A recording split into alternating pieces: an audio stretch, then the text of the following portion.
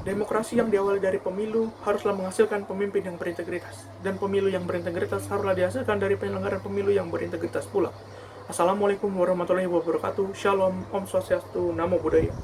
Dewan Juri yang terhormat, rekan-rekan dari tim pro dan para pemerhati hukum dan konstitusi dimanapun Anda berada. Perkenalkan, saya Dewa Sanjaya selaku pembicara pertama, Francisca Natalia selaku pembicara kedua, dan Stephen Eagle selaku pembicara ketiga dari tim kontra. Dewan Juri yang terhormat, adapun mosi perdebatan kita kali ini adalah penyelenggaraan Pilkada 2020 di era normal. Sejatinya, penyelenggaraan Pilkada merupakan wujud pelaksanaan kedaulatan rakyat di tingkat regional yang dijamin dan dilindungi oleh konstitusi. Namun, pelaksanaan Pilkada 2020 di era normal dikhawatirkan akan menimbulkan klaster baru penyebaran COVID-19 dalam skala yang lebih luas. Selain itu, kekhawatiran akan rendahnya partisipasi publik yang akan mereduksi semangat penyelenggaraan pemilu. Sebagaimana tujuan pemilu menurut Profesor Satsipto Rajo adalah untuk mencapai legitimasi politik. Di samping itu juga rendahnya kesadaran dan kepatuhan masyarakat untuk mematuhi protokol kesehatan selama penyelenggaraan pilkada. Hal yang tidak kalah penting adalah tidak adanya jaminan bahwa tidak akan terjadi penularan virus COVID-19 selama penyelenggaraan pilkada. Hal ini tentu akan mereduksi dan menyimpangi hak asasi manusia yang dijamin dan dilindungi oleh konstitusi, khususnya pasal 28H ayat 1 Undang-Undang Dasar 1945, yaitu hak untuk menemukan lingkungan hidup yang baik dan sehat. Hal ini sejalan dengan pendapat Profesor Jimli Asyidiki dalam bukunya Hukum Tata Negara dan Pilar-Pilar Demokrasi, bahwa salah satu esensi negara hukum adalah perlindungan terhadap hak asasi manusia. Dewan Juri yang terhormat, di masa pandemi COVID ini, seharusnya pemerintah dan negara hadir untuk memberikan cara-cara penanganan dan perlindungan terhadap keselamatan dan kesehatan masyarakat bangsa dan negara. Hal ini sejalan dengan pidatonya Profesor Supomo mengenai teori negara, bahwa negara tidak memihak dan tidak berpihak pada kepentingan satu atau kelompok tertentu, melainkan negara hadir dan menjamin keselamatan hidup bangsa secara keseluruhan sebagai satu kesatuan yang tak terpisahkan. Selain itu juga, ini sejalan dengan ada gium hukum yang selalu digaungkan pemerintah, salus populi suprema lex esto, bahwa keselamatan rakyat adalah hukum yang tertinggi. Dewan Juri yang terhormat mengingat adanya kelemahan, ketidaksiapan, dan kekurangan dalam penyelenggaraan pilkada oleh pemerintah, maka kami dari tim kontra menyatakan menolak penyelenggaraan pilkada pada tanggal 9 Desember 2020 sebagaimana telah ditetapkan dalam peraturan KPU nomor 5 tahun 2020. Oleh karena itu, kami mengajukan solusi untuk menyelenggarakan pilkada secara elektronik, mengingat adanya ketidakpastian waktu mengenai berakhirnya pandemi COVID-19 dan di sisi lain mengharuskan pembatasan aktivitas publik. Dewan Juri yang terhormat, sejatinya penyelenggaraan pilkada elektronik ini telah diterapkan oleh banyak negara di dunia. Tentu hal ini dapat dijadikan sebagai pertimbangan dari KPU untuk mempersiapkan dan membangun sistem pemilihan elektronik di Indonesia guna meminimalisir dan mengantisipasi kekurangan-kekurangan dan kelemahan yang mungkin terjadi. Hal-hal ini akan dielaborasikan lebih jauh oleh pembicara 3 dari tim kontra pada tataran sosiologis. Dewan Juri yang terhormat, sejatinya penyelenggaraan pilkada secara elektronik membutuhkan waktu, sehingga itu pelaksanaan pilkada haruslah ditunda. Dan sebagai konsekuensi logis, maka pemerintah harus mengangkat penjabat kepala daerah yang akan menggantikan pejabat kepala daerah yang akan mengakhiri masa jabatan di tahun 2021. Tentunya pengangkatan ini harus dilaksanakan secara kredibel, transparan, dan akuntabel sebagai salah satu bentuk pertanggungjawaban kepada publik. Hal ini tentu akan dielaborasi lebih jauh oleh pembicara kedua dari tim kontra pada tataran yuridis. Sekian dan terima kasih. Undang-Undang Nomor 6 Tahun 2020 tentang penetapan Perpu Nomor 2 Tahun 2020 menjadi undang-undang dalam pasal 21A jelas mengingatkan kepada penyelenggara pemilu bahwa dalam hal pilkada tidak dapat dilaksanakan maka harus ditunda dan dijadwalkan kembali segera setelah bencana alam. Apabila ditunda hingga tahun depan, dapat dipastikan tidak ada persoalan serta implikasi yang bersifat ketatanegaraan maupun teknis administrasi dalam pilkada, terutama mengenai pengangkatan pejabat. Alih-alih meributkan PLT karena memiliki kewenangan terbatas, pemerintah harusnya mengusahakan PJ yang diisi ketika akhir masa jabatan selesai, ditambah kepala daerah tersebut tidak cuti kampanye, maka posisi kosong tersebut diisi oleh pejabat tinggi media dan pratama sampai pada dilantiknya kepala daerah yang baru sesuai pasal 174 ayat 7 Undang-Undang Pilkada.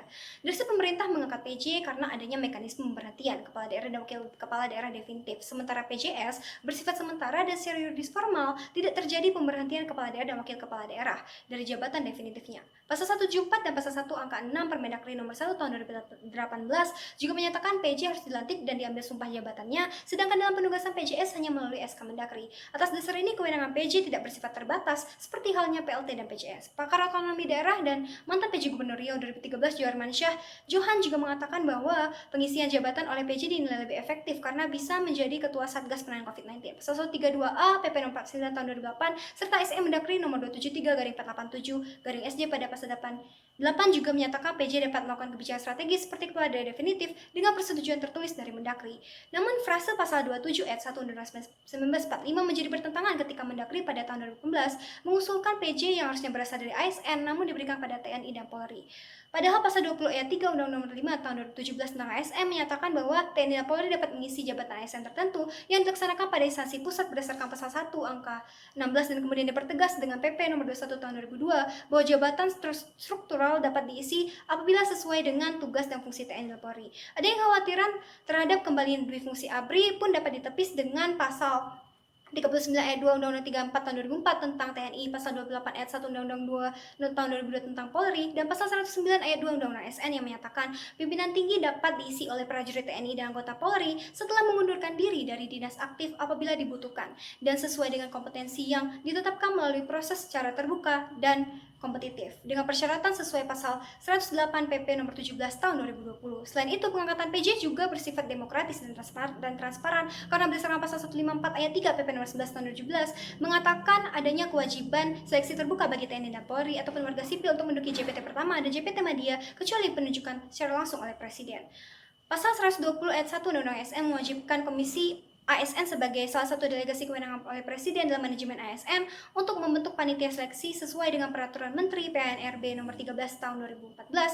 Tahapan seleksi berupa seleksi administrasi, seleksi kompetensi sesuai masing-masing instansi, wawancara akhir dan penelusuran, dan terhadap hasil seleksi diatur dalam pasal 112 dan pasal 113 Undang-Undang ASN.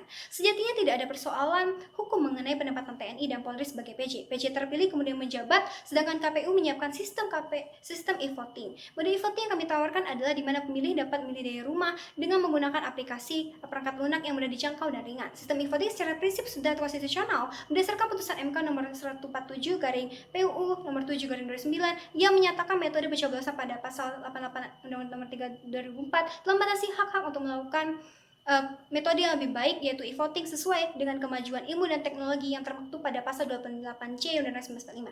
E-voting dapat digunakan dengan syarat pertama tidak melanggar asas luber dan jurdil, kedua yang menerapkan daerah menerapkan sistem e-voting siap dari segi teknologi, biaya pembiayaan, SDM maupun perangkat lunak, kesiapan masyarakat di daerah yang bersangkutan, serta persyaratan lain yang diperlukan. Seyogyanya apabila kedua aspek tersebut sudah terpenuhi, maka kekurangan yang ada terhadap e-voting dapat terjawab. Pertimbangan MK pun menyetujui saksi ahli Dr. Eman Makarim Eskom SHLM selaku dekan FMUI yang bahwa menyentuh layar monitor dapat dipersamakan dengan mencoblos di kertas dengan menggunakan pendekatan functional equivalent approach karena adanya perluasan alat bukti pada pasal 5 Undang-Undang ITE. Undang-undang ini telah memberikan amanat untuk melakukan tata kelola yang baik dalam penyelenggaraan sistem elektronik karena suatu sistem elektronik jika disampaikan kepada publik dengan kecerobohan malah akan merugikan banyak pihak.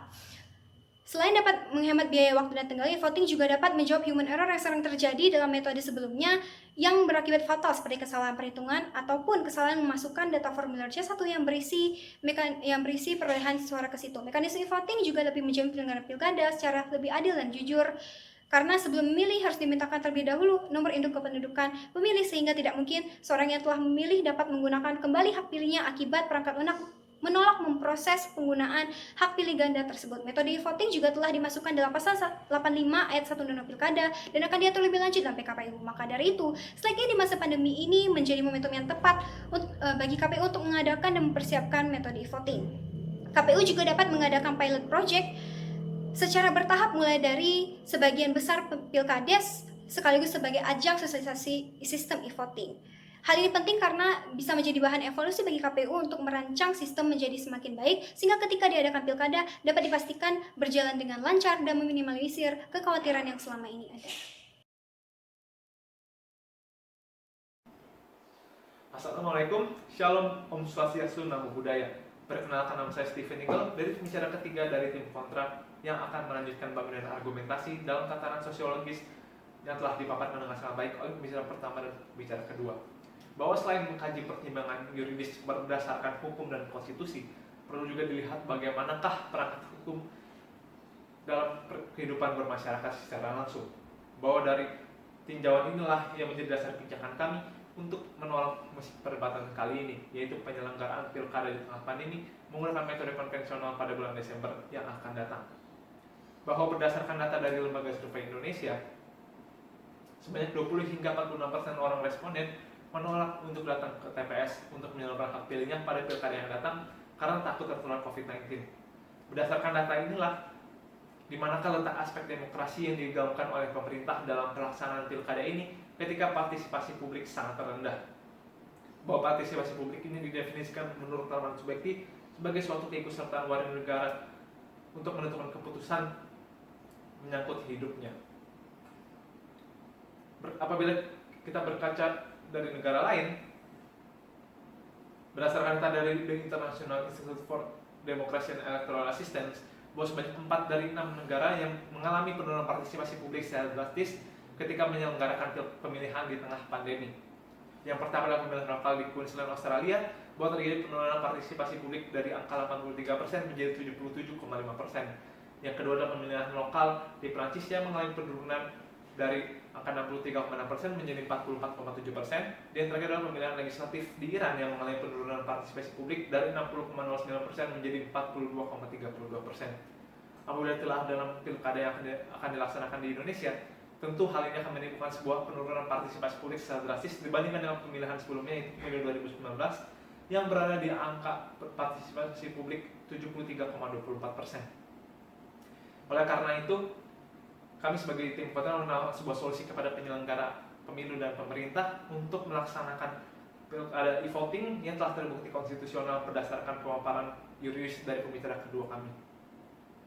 Bahwa e-voting ini tentu berangkat dari pemikiran bahwa tidak adanya potensi penularan COVID karena pertemuan tatap muka sangatlah minim antara masyarakat pemilih, penyelenggara pemilu maupun peserta pemilu itu sendiri dalam segala tahapan penyelenggaraan pilkada, baik tahapan sebelum, saat, dan sesudah pilkada itu. E-voting juga mampu untuk mencegah gelombang 2 COVID-19 yang dikhawatirkan terjadi oleh sebagian besar masyarakat.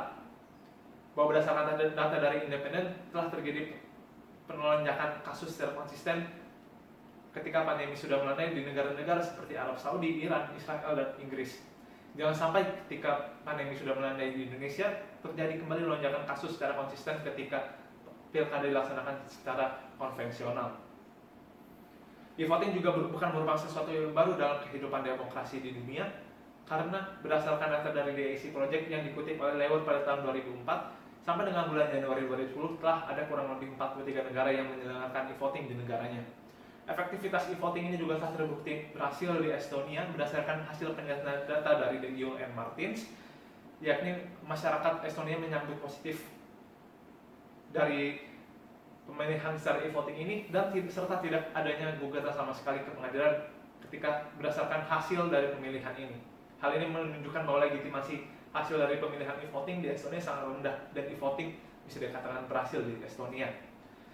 Masyarakat juga menilai bahwa Estonia memberikan kesempatan bagi masyarakat lain yang tidak memiliki waktu untuk datang ke TPS untuk menyalurkan hak suaranya dengan menggunakan metode e-voting. Kami juga ingin menjawab kekhawatiran pemerintah mengenai kekosongan jabatan ketika pilkada tidak segera dilaksanakan yang telah dipaparkan oleh pembicara kedua kami, bahwa solusi kami adalah pengangkatan pejabat kepala daerah yang telah terbukti konstitusional dan berdasarkan hukum oleh pembicara kedua kami tadi. Oleh karena itu, kami sekali lagi menyatakan menolak mosi kali ini, yaitu penyelenggaraan pilkada di tengah pandemi, karena lebih banyak menimbulkan kemudaratan dibandingkan kemanfaatan.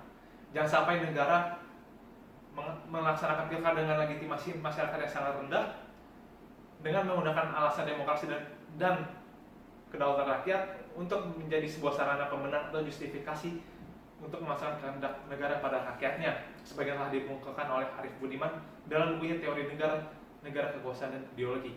Salus Populi Suprema Lex, hukum tertinggi adalah keselamatan rakyat. Terima kasih. Dewan Juri yang terhormat, sampailah kita pada akhir perdebatan kali ini. Berdasarkan argumentasi yang telah disampaikan dengan sangat baik dan cermat, maka kembali kami menyatakan menolak mosi perdebatan kali ini dengan mengajukan solusi menunda penyelenggaraan pilkada pada tanggal 9 Desember 2020 dan mengangkat penjabat kepala daerah sebagai pengganti pejabat kepala daerah yang akan mengakhiri masa tugas pada tahun 2021. Pengangkatan harus dilakukan melalui mekanisme yang transparan, akuntabel, dan kredibel sebagai bentuk pertanggungjawaban kepada masyarakat. Selain itu, kami merekomendasikan kepada KPU untuk menyelenggarakan pemilihan elektronik sebagai alternatif penyelenggaraan kedaulatan rakyat, mengingat adanya ketidakpastian waktu mengenai berakhirnya pandemi COVID-19, dan di sisi lain, pandemi mengharuskan pembatasan aktivitas publik. Kedua rekomendasi tersebut merupakan konsep yang paling ideal untuk dilaksanakan saat ini, mengingat di satu sisi kedaulatan rakyat tetap dapat dilaksanakan dan di sisi lain keselamatan rakyat tetap dapat terlindungi. Sekian yang dapat kami sampaikan. Akhir kata, wassalamualaikum warahmatullahi wabarakatuh. Shalom, Om Santi Santi Santi Om, Namo Buddhaya.